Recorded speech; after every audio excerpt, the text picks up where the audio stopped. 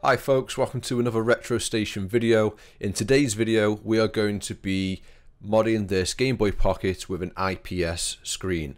Obviously at this point I'm just doing a bit of a voiceover, so I've already seen the finished product and it is amazing. I cannot believe how good these screens are.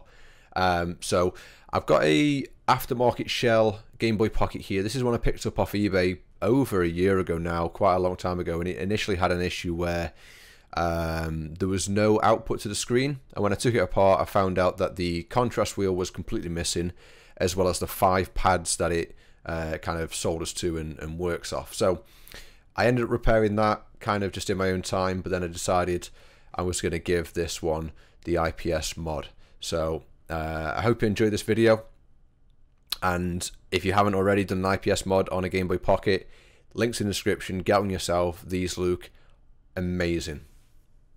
Okay, so this is the shell that I'm going to be using to install this IPS screen into. So this is the screen that it comes with. If I remember correctly, the text that you see printed on the back would like sit and read this way, so it'll kind of sit in just like that. Now it doesn't quite sit flush because it's a little bit longer than the spaces for the original screen. There's a gap there that's already been cut out, but we just need to trim that a little bit further along. So they did say that you're meant to include, I think there's like a spacer. Yeah, so in this packet there's like, you can see that there, there's like a 0.5 millimeter spacer which just shifts it along in this direction. So I will install that, but for now I just want to see what this looks like if it was up fully left and against the screen. So it's not actually too bad. So I'm going to grab some flush cutters, we find them, here they are, and just trim this away.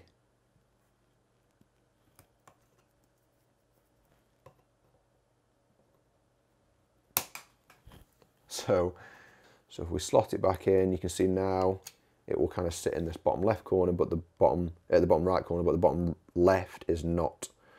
So what I might do is just maybe score it with my X-Acto knife. I'm just going to put it roughly in line, score it, and then when I take it away, I can see roughly how far along I've got to go. So it might not come up on camera very well, but you can see a little bit of a line in the middle there. I'll just kind of point it out just there. So that's where I'm going to trim down and then across.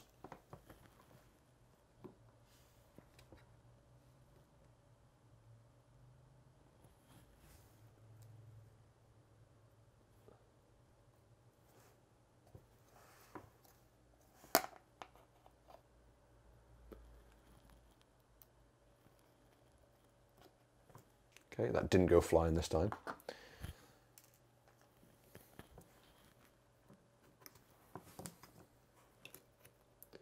Can't really get the knife in to be flush there to do any trimming, so again it's probably going to be the sandpaper. Yeah.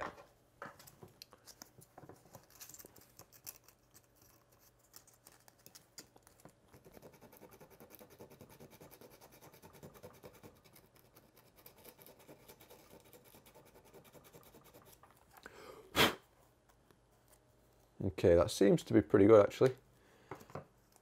Just going to get rid of a little bit of an edge on the top.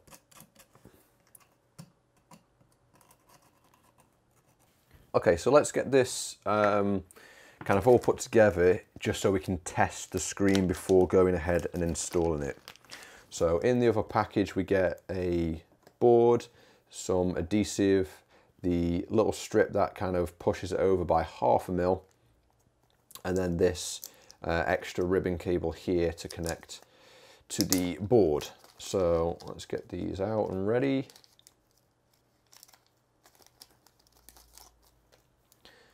So I'm just going to go ahead and just connect this all together, kind of just how it would normally sit. So without being folded, that is. So there's 2 like hinged latch on this board here, there's one up this top left, or rather, if we've got it the right way, if we look at it this way around with the GBP 2.6, so at the top is a wider latch, and down the bottom corner is a slightly smaller one. So you can kind of make quite an obvious guess as to which fits in where. And I'm just going to double check. I think these want to be face down into the connector. So the first one, it's going to lift up the latch, slide it on in.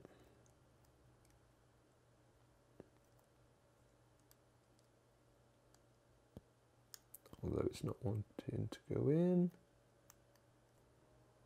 Let's try this side one. It's very delicate. This is a lot more delicate than the funny playing kit. Well, for the Game Boy Advance funny playing kit anyway. That goes in nicely. Slightly off center there. I'm going to readjust that.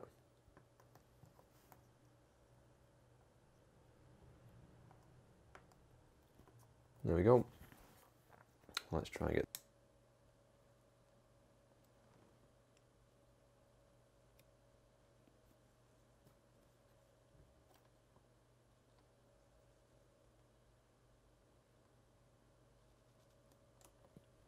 So I kind of just gave it a good push in there, and it felt like it's wedged in, but like compared to this one, that didn't feel right at all. But we're in. Let's just give this a zoom out a little bit so we can see a bit more. So here's a board, like I said, a known working board. Let's just plug this in, and I think I need to also provide it power down at the bottom, I think. So I'm just exposing this wire here, and I'll just, because I've got a free hand, I'll just touch it to the positive terminal. But let's turn it on.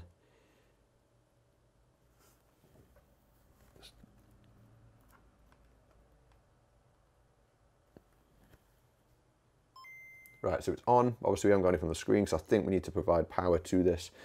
So I'm just going to touch the positive, and the screen's come on. Perfect, yeah. So this is the adhesive that it comes with.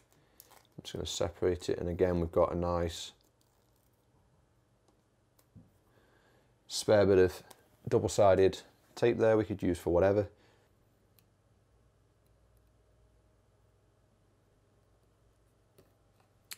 Right, I was hoping that corner would stay down because it's now stuck to my thumb. Right, I'm hoping that sits fine. So that side's done.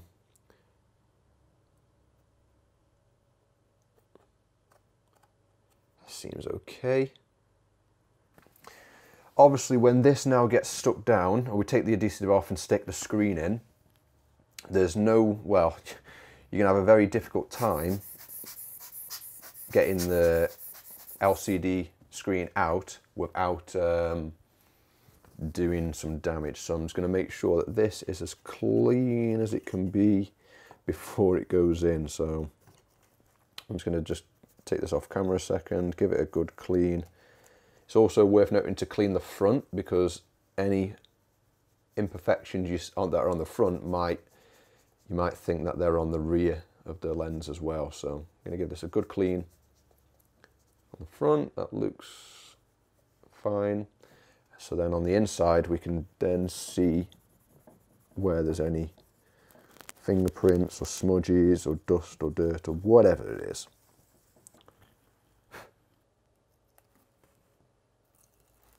Okay, and then I'm going to remove the protective film on the LCD screen, and then I think I'm going to disconnect the ribbon for this just for now, so I've got a bit more control over this. So top right, drop it in.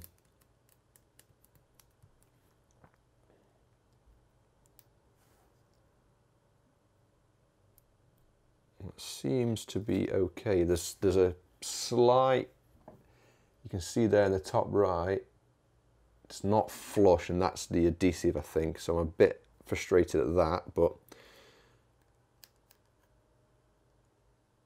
so be it. Okay, so if we take this board, you'll see the letters, or well, the AIO underscore VO5 there at the top. Okay, focus, there we go. That, when it's in, is going to sit facing you. So as this folds up, it's then going to fold behind and underneath. Let's get a bit more on camera. So what I need to do is kind of put it like this. This is going to then be folded and connect into the ribbon connector here.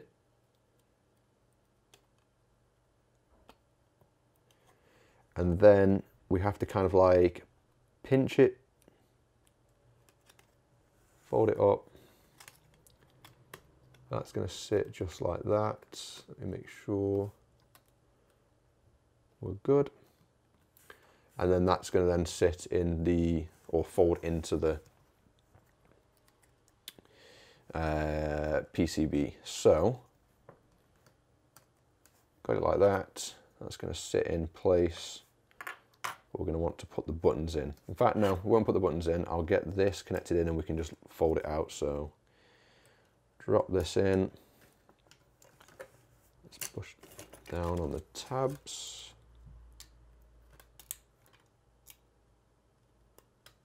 One side.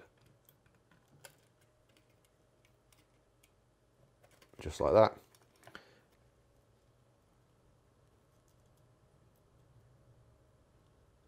Okay, that's a lot better.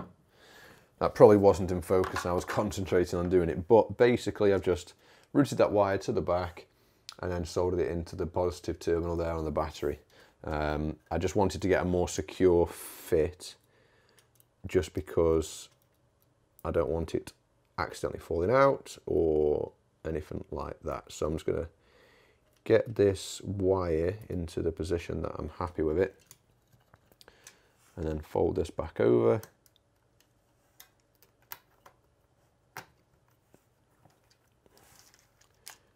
And start to kind of squeeze and fit it into place. This kind of needs to run down the side, down in there, but it won't stay down. Zoom this out a little bit. Right, I think that will sit, that's all sitting okay. When I put the shell together, I'll make sure it sits down the side. But there is one last thing that we need to put in, and that's the touch sensitive for the brightness. God, completely eluded me there. So I think I may have missed the opportunity to put this in. Let me just double check where that ribbon cable sits. Oh, it sits in the green board. Yeah, so it sits there. So I'm just going to flip this up, and again I'm only going to assume it sits with the pads facing down. Right, that's gone in. Okay, it's not perfectly straight, but it's fine. That should do. Okay, let's flip this back over, put it back into place for hopefully the final fitment. And that would obviously just, yeah, it should sit up against the shell. Right, I'm going to get one screw in, because I've only actually got one screw for this board. I don't actually know where the rest went, or if it actually came with them, because obviously this is one I picked up off eBay. I think it was in a job lot possibly. Let's get the board screwed down and in, and let's just do a quick test run, see if it works. Let's turn it on. Oh yes, look at that. That is looking quality. I think it might have needed shimmering over that way a bit. Yeah, it possibly did need it, but it's certainly not noticeable at all. And if it was only to be pushed over by 1/2 mil, honestly, I'm not too fussed. So let's get the screws in the back. Again, I'll probably just do this top left and maybe one of the side ones. One, and I'm only going to go very finger tight on this just because I don't want to put too much pressure on any of the components. Oh no, is that on the inside? Of course it is. There's always one little bit of fleck of dust there. Look above the O on the Game Boy. Oh, that's going to drive me insane. Can't believe that. All that time spent trying to clean it out, and there you go. One always makes its way in. But anyway, let's get this tested. That doesn't sit in very nice for me. There we go.